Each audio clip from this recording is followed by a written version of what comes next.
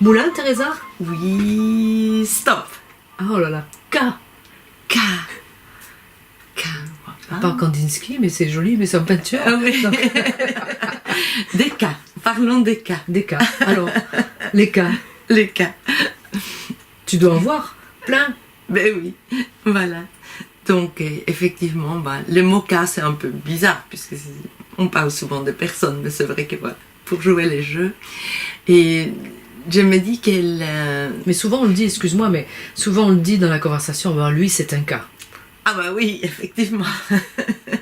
C'est dans le sens, j'imagine, que de dire que le psychiatre ou le psychologue voit des cas. Donc des personnes qui viennent demander de l'aide. Cas, casé aussi. Et casé, oui, effectivement. Ce que nous faisons pas du tout en Palo Alto.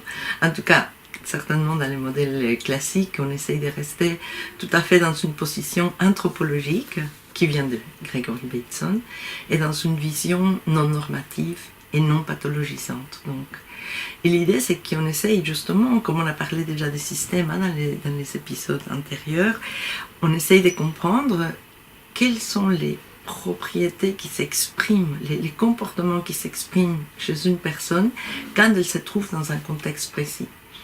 Et donc, on essaye de comprendre quelle est son expérience particulière qui fait en sorte qu'elle se comporte de la manière dont elle se comporte.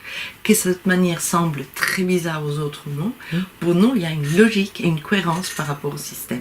Donc c'est pas un cas en soi, c'est selon le contexte, selon où ça se passe et ce qui se passe. Exactement.